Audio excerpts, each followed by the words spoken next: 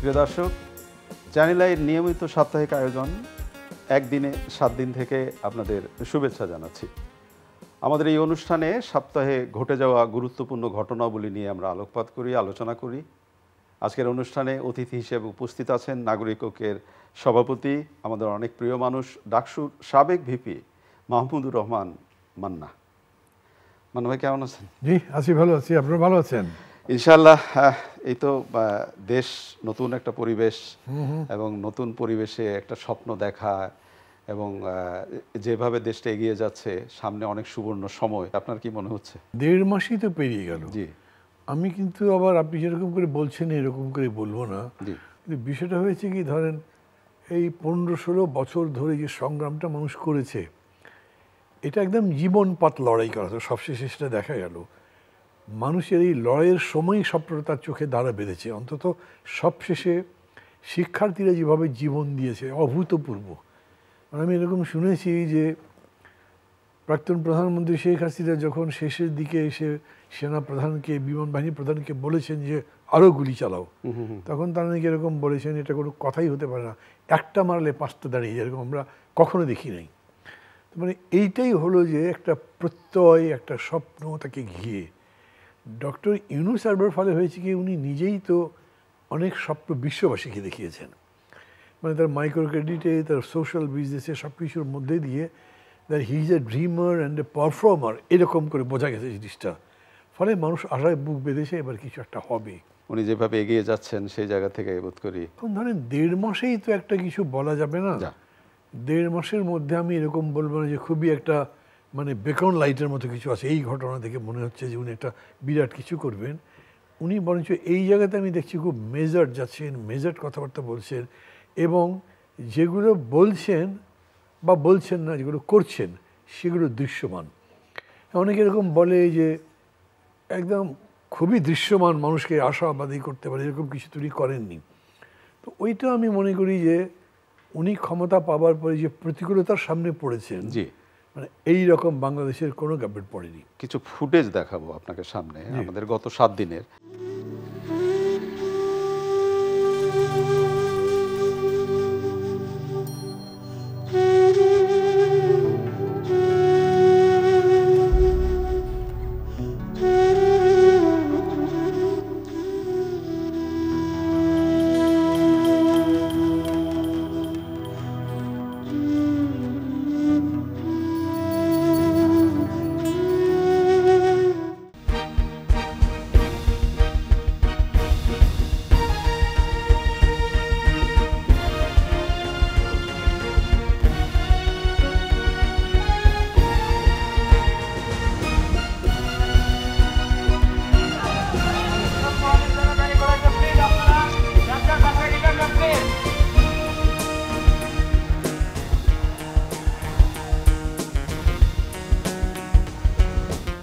ছবিগুলো আমরা দেখলাম, আপনার কি মনে হয় যে এটা কাঙ্ক্ষিত?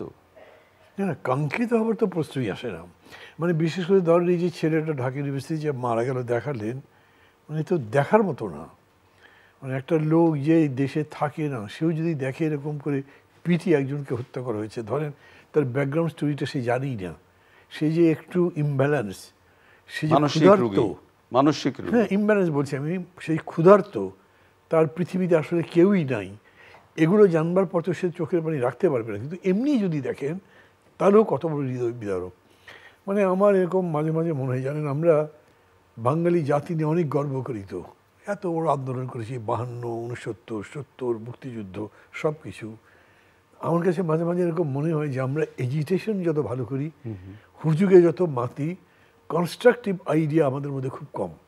এমনি কিন্তু আমি মনে করি যে বাঙালি জাতি খুবই ক্রিয়েটিভ, মানে খুবই তাদের ধৈর্য আছে, তাদের অনেক প্রতিকূল অবস্থা মোকাবেলার মতো শক্তি আছে। আমরা ওই সিডো রাইলাতে দেখলাম।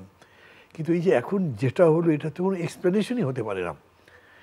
মানে একটা ছেলে, মানে তার চেহারাটাও কত নিষ্পাপ একদম, মানে দেখলে পরে আপনি চোখের পানি রাখবেন, এটা কষ্ট। আমি কেন বলছি কথাটা, ওই যে শুয়ে আছে, জি জি, মানে মৃত্যুর আগে ছবিটা, তখন লাগে কত লাইভলি। সবচেয়ে দুঃখজনক হলো যেটা, যে তাকে প্রহার করবার আগে একবার তো প্রহার করা হয়েছে, তাকে কি চুরির অপরাধে, এবং তারপর তাকে প্রহার করার পরে খাবার খাওয়ানো হয়েছে এবং তাকে নাকি জিজ্ঞেস করা হয়েছে খাবার কেমন হয়েছে। উনি বলেছেন যে আপনাদের হোস্টেলের খাবার অনেক ভালো। তারপরের দৃশ্যগুলো যেগুলো আমরা দেখলাম, আপনি যেটা বললেন, এটি খুবই অমানবিক। এই ঘটনাটাকে আমি একদম আলাদা করে দেখতে চাই। আমি মনে করি যে এই ঘটনা আমাদের সমগ্র জাতির মধ্যে যে মানবিকতার একটা অভাব, এটা তার প্রমাণ। কারণ এরকম আরও কিন্তু অনেক ঘটনা এরকম হয়েছে, মানে কল্পনাই করা যায় না যে এরকম সময় মানুষের বিবেক জাগে না, কিন্তু আমাদের এখানে আরও এরকম ঘটনা ঘটেছে অতীতে। যেমন ধরেন এই যে আন্দোলনের সময় বলেছে বিশ্বজিৎ সদরঘাটে মেরে ফেলেছে, মারলো, জাস্ট কোপাতে কোপাতে মেরে ফেললো, মানে একটা ছেলেকে ফেলে কোপাতে কোপাতে মারলেন। কিংবা মনে করেন এরশাদ বিরোধী আন্দোলনের সময় ওই যে বাইতুল মুকের ওখানে বেশ কয়েকজনকে সাপের মতো পেটানো, একদম রীতিমতো সারা দুনিয়াতে হুলস্থুল হয়েছে। অথচ ওই দিন, মানে যেদিন ঘটনাটা ঘটেছে তারপরে 3, 4, 7 দিন মানুষের মধ্যে কোনো রিয়াকশনই ছিল না, মানুষ জানতোই না ভালো করে, কিন্তু করেছে তো। মানে এই যে একটা রাজনৈতিক কর্মী আন্দোলনে যে আছে, সে তো তার স্বপ্ন নিয়ে রাজনীতি করে, আমি দেশটাকে আরও ভালো করব, নিজে ভালো থাকবো, আমার পরিবার ভালো থাকবে। সে মনে করে যে এই জন্যে আমি লড়াই করছি, যাতে আমি একটা অসুন্দরের বদলে সুন্দর আনতে পারি। সে কী করে কাজ করতে পারে, কিন্তু এটা বাস্তব যেটা করছে। মানে একদিকে নূর হোসেন বুক চিতে গুলিচ্ছে, আরেকদিকে এরকম করে মারা হচ্ছে। একদিকে আবু সাইদ, মানে এইটা তো একটা অনন্য ব্যাপার যা আবু সাইদ যেটা করেছে, আর তার পাশে এইটা যাই না। মানে এই বৈপরীত্য নিয়েই আমাদের সমাজ। কিন্তু আমি মনে করি কি, ধরেন এই যে অভ্যুত্থানটা হয়েছে, এইটা সম্পর্কে সবার, পলিটিক্যাল পার্টি তো আছেই, সমাজচিন্তক যারা দার্শনিক লেখেন, সমস্ত মানুষের ভাবতে হবে যেটা কী হয়েছে। আমি আবার বলছি কিন্তু এটা কী হয়েছে। আমরা 15 বছর ধরে আন্দোলন করছি, রাজনৈতিক দলগুলো করেছে, অনেক বিরাট বিরাট সমাবেশ, মানে অনেক জীবনও গেছে, জেল খেটেছেন, সবাই কষ্ট করেছেন, কিন্তু শেষের যে ধরেন 35-36 দিন যেটা হলো, সেটা তো একটা অভাবনীয় ঘটনা। কী করে হলো? ওদের তো কোনো পার্টি নেই, কোনো মানে কমিটি নেই, কোনো স্ট্রাকচার নেই, একদম অ্যাবসলিউটলি স্পন্টিনিটি হয়েছে। তার মানে মানুষের মধ্যে কত বড় স্বতঃস্ফূর্ত চেতনা এবং উন্নত মানের চেতনা আসছে, এইটা একটা দিক যেটা বোঝা দরকার। কেমনে হলো? আমি মাঝে মাঝে বলি, আমি একটা ছোট্ট একটা বলি, আমি আমার মানে ঘরের মধ্যেই ছেলেমেয়ের কয়েকটা জিনিস দেখেছি তাদের। ধরেন আমি যেমন হেমন্তের গান পছন্দ করি, রবীন্দ্রনাথের গান পছন্দ করি, আমার ছেলে মেয়ে পছন্দ করে না। ওদের কাছে হয়তো র্যাপ সং ভালো, বাট জিনিস তো বদলে যায় না। আগে কবিতা কিরকম ছিল, ছন্দবদ্ধ ইত্যাদি ইত্যাদি, এখন চেঞ্জ হয়ে গেছে।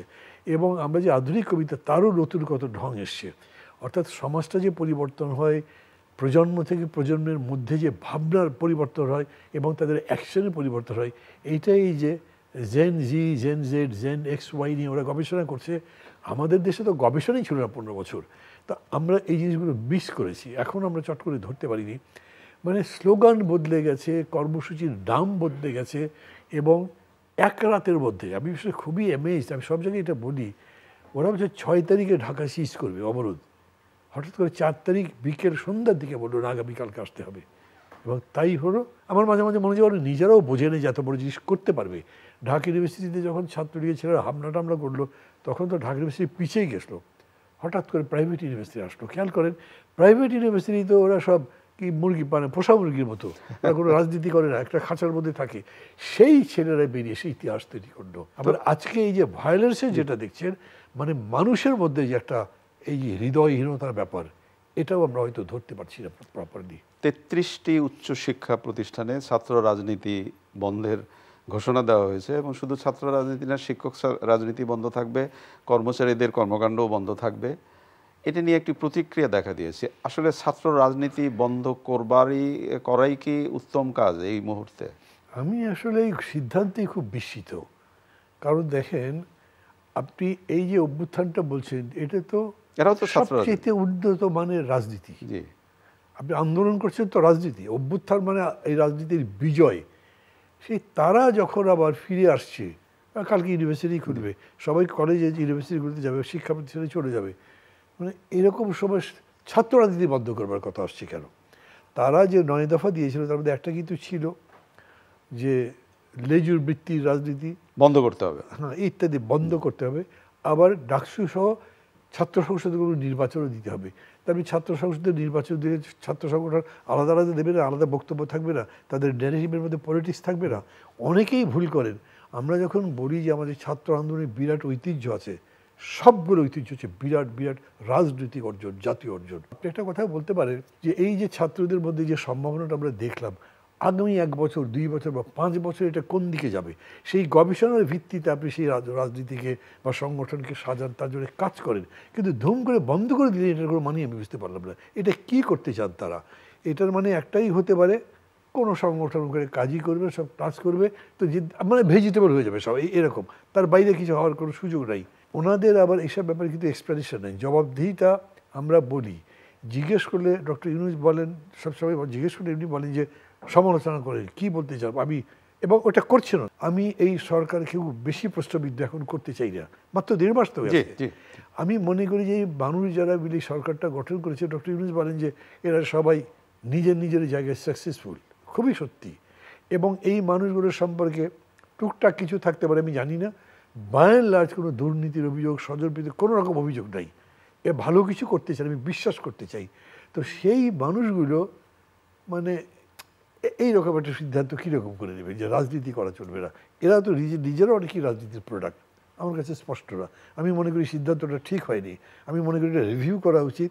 এবং ডক্টর ইউনূসের কাছে আমি এটাই প্রত্যাশা করি যে উনি আগামী 5 বছর, বা উনি যদি থাকেন 3 বছরই ধরেন, মানে দেশ তো চলতেই থাকবে, আর পরবর্তী জেনারেশনের কী চিন্তা হতে পারে, তাদের মধ্যে কি আমরা আশা করতে পারি, কি নতুন জিনিস দিতে পারে, এটা বুঝে ছাত্রদেরকে পরিচালিত করার ব্যবস্থা করা হোক। আমাদের শিক্ষার্থীরা যেভাবে আন্দোলন দানা গড়ে তুলল, ঠিক সেইভাবে এটা আশঙ্কার কথা, তারা ক্লাস, পরীক্ষা, পড়াশোনার দিকে খুব একটা আগ্রহী না।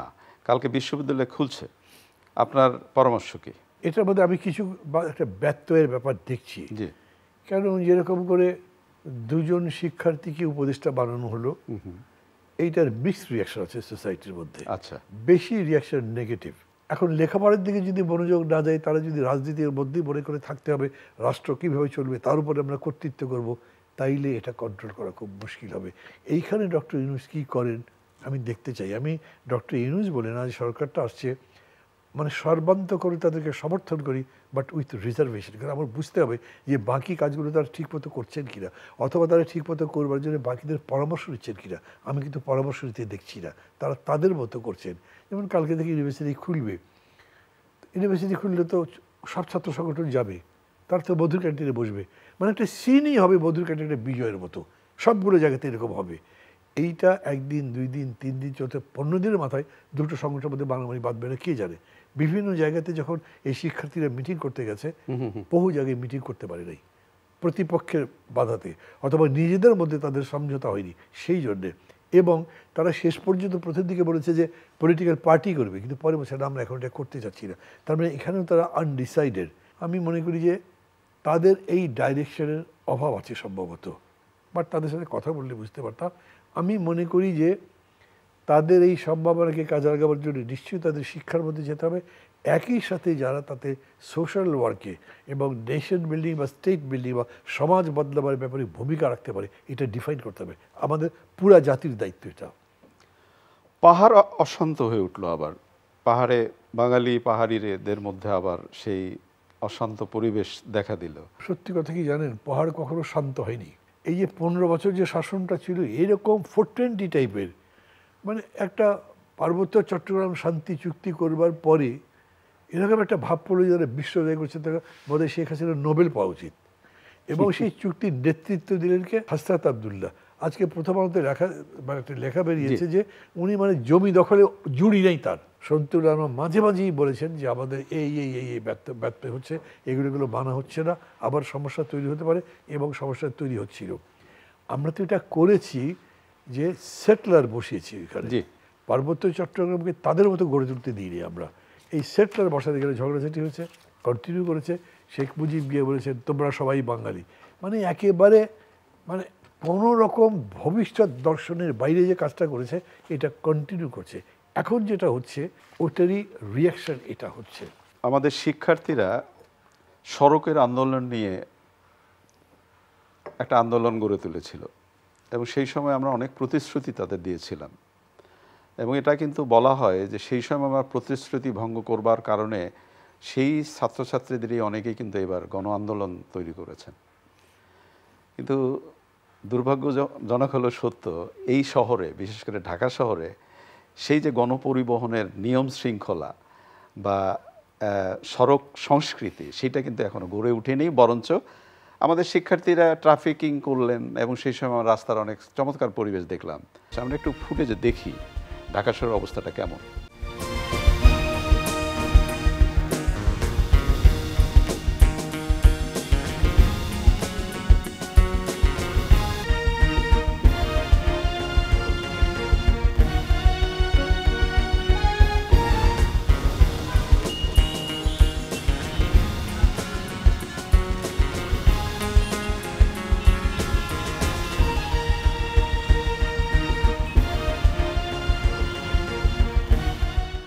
একটি পত্রিকার শিরোনাম পড়লাম, মানে একটি লেখার ফুটনোট যেটা বলে একটি প্রথম আলো, সেখানে বলা হয়েছে যে রাজধানীতে কোনো রুটে বাস চালানোর প্রধান যোগ্যতা হলো রাজনৈতিক ক্ষমতা। তাহলে যদি ওই যে বৈষম্যের বিরুদ্ধে আমরা আন্দোলন করলাম, এখনো যদি রাজনৈতিক ক্ষমতায় এই নৈরাজ্য চলে, তাহলে কোথায় দাঁড়ালাম আমরা? কথাটা সত্যি, রাজনৈতিক ক্ষমতা দিয়ে শুধু পরিবহন কেন, সব জায়গায় দাপট চলছে। তো এতদিন আওয়ামী লীগ ছিল এখানে, আওয়ামী লীগের পতন হয়েছে, ওই জায়গাতে অন্য কেউ গিয়ে দখল নেওয়া শুরু করেছে এবং চলছে এটা। খেয়াল করেন যে এই গভর্নমেন্টের তো কোনো উইং নাই যারা পরিবহন কন্ট্রোল করতে পারবে, তাদের কোনো সংগঠনে তারা কি করবে? আমি দেখছি যে তারা অনেকটাই অসহায় বা নীরব দর্শকের মতো দেখছে, কিছু করছে না। তারা যখন একটা হাত দেবে, হাত দেওয়ার মতো তাদের কোনো স্ট্রেংথও নেই। এই জন্য আমি বলি হয় কি, মানে যাই বলেন না কেন, শেষ বিচারে রাজনীতি তো সমাজের কর্ণধার পরিচালক যাই বলেন, এই সরকারের মধ্যে এই রাজনীতির উপাদান খুব কম, অথবা বলতে পারি অ্যাবসেন্ট। ফলে এগুলোগুলি হ্যান্ডেল করবে কীভাবে তার কোনো জায়গা নেই। মানে এক একটা বাসের স্টেশন বা বাসের স্ট্যান্ডে এক একজনের কর্তৃত্ব হয়েছে, এবং ওইখানে যে টাকা পয়সার খেলা হয়, মানে তাতে আপনি শুধু নীতির কথা বলে কিছু করতে পারবেন না, আপনি ফোর্স দিয়ে যে করবেন সেটাও মুশকিল আছে। আবার এই সরকারের নীতি কিন্তু ফোর্স অ্যাপ্লাই না করা, আমি যা দেখছি, মানে তারা মনে করেন যে স্বৈরতন্ত্র থেকে গণতন্ত্রে যে আমরা ট্রানজিশন করব, সেটাও হবে একটা ডেমোক্রেটিক ওয়েতে। এখন আমাদের পলিটিক্যাল পার্টিগুলোর মধ্যে যদি কোনো ডেমোক্রেটিক ভ্যালু ওয়ার্ক না করে, আপনাকে আমি গণতন্ত্রের সুযোগ দিয়েছি কথা বলতে পারেন, আপনি কথা বলতে গেলে বাপদাদা 14 গোষ্ঠী গালাগালি শুরু করে দিলেন, তখন তো আপনার কণ্ঠ বন্ধ করতে হবে। এই রকম জায়গাগুলোতে গভর্নমেন্টের পলিসি এখন পর্যন্ত খুব ক্লিয়ার না। তারা এটা বলছেন আমরা দল বাইন্ড করব না, নির্যাতন করবো না, কিন্তু যারা দোষ করেছে, মানবতার বিরুদ্ধে অপরাধ করেছে, তাদের ছাড়বো না। এটা খুবই ভালো একটা স্টেটমেন্ট, কিন্তু এইটুকু বললেই যথেষ্ট হলো না। কারণ আমাদের ধরো যে সার্ভিসগুলো আছে, যে আনসাররা যে আন্দোলন করলো, সরকারের উপদেষ্টা বলছেন তোমাদের দাবি যৌক্তিক, এবং এই যে বৈষম্য বিরোধী বলি, আপনি একই জায়গার একটা পে স্কেল দেখবেন, মানে যিনি টপে আছেন উনি হয়তো 2 লক্ষ টাকা বেতন পান, আর নিচের গ্রেডে যিনি উনি তো 12,000 টাকা বেতন পান। তো এগুলোতে আপনাকে মিটাতে হবে। খালি একটাই বিষয় হলো যে আমাদের জাতিকে বুঝতে হবে এই 55 বা 53 বছরের যে মানে পুষিয়ে রাখা যা বৈষম্য যা আছে, এইটা আপনি 45 দিনে ভালো করে দেবেন, তা কেমনে হবে? এটা সরকার বলছেন, বাকিদেরও বলতে হবে। আমি এখানেও একটা জিনিস বলি যে আমি এটাকে পজিটিভ মনে করি। প্রথম দিকে আমি দেখেছি বিএনপি একটু মানুষজন অধৈর্য, 3 মাসের মধ্যে ভোট দেখলো না, মানুষ পছন্দ করছে না, 6 মাসের মধ্যে করেন। তারপরে হচ্ছে যৌক্তিক সময় দেব, মানে তারা মানুষের আকাঙ্ক্ষার সাথে মিলেই এগোবার চেষ্টা করছে, এটা একটা ভালো দিক। সরকারেরও তাদের সাথে, শুধু বিএনপি বলছি না, সবার সাথে ডিসকোর্সটা লাগবে, যাতে উনি বাকি বিষয়টা ধরতে পারেন। এই যে পরিবহনের যে সমস্যাটা সব জায়গাতে এর আছে, সিন্ডিকেট তো বাজারেও আছে, জিনিসপত্রের দাম তো এখনও তেমন কমেনি, এগুলো তাকে হাত দিতে হবে। মানে আমাদের একটা বিতর্ক হয়েছিল কেয়ারটেকার গভর্নমেন্টের আন্ডার ইলেকশনটা বলা হোক, তা আমরা বিশেষ করে এটা খুব বিরোধিতা করেছিলাম। কেয়ারটেকার মানে হচ্ছে 3 মাসের সরকার, কনস্টিটিউশন যেটা আছে, আর কেয়ারটেকার মানে text care of holding N election only. কিন্তু একটা সরকার থেকে আরেকটা সরকারে যাওয়া পর্যন্ত অন্তর্বর্তী যে সময়, এই সময়ে এই কেয়ারটেকার বলে যে নামই বলেন একটা ফুল ফেজের সরকার, সে ভারত যদি পানি ছাড়ে তাও হ্যান্ডেল করতে হবে, এখানে যদি কোনো মারামারি হয় সেটা হ্যান্ডেল করতে হবে। সো ওই জন্যে তাকে অন্তর্বর্তী সরকার বলছে, যাতে কোনো আটকানো না হয়। সেরকম করে তারা যাত্রাটা করছেন। অন্তর্বর্তী বলেই তাদের অন্তর্ভুক্তিমূলক, মানে সবার সঙ্গে কথাবার্তা বলি যদি জিনিসটা এগিয়ে দিতে পারতেন বা চেষ্টা করতেন, আমি মনে করি সেটা সম্ভব হবে। এখনই তাদেরকে আমি কোনো কাঠগড়ে দাঁড় করতে চাই না। অনেক ধন্যবাদ আপনাকে। প্রিয় দর্শক, আমরা যে বিষয়গুলো নিয়ে কথা বললাম আপনারা নিশ্চয়ই শুনলেন। একদিনে 7 দিন এই অনুষ্ঠানটিতে আমরা 7 দিনের ঘটনাবলী নিয়ে কথা বলি। আশা করি আগামী অনুষ্ঠানে আবার দেখা হবে, কথা হবে। ভালো থাকবেন। খোদা হাফেজ।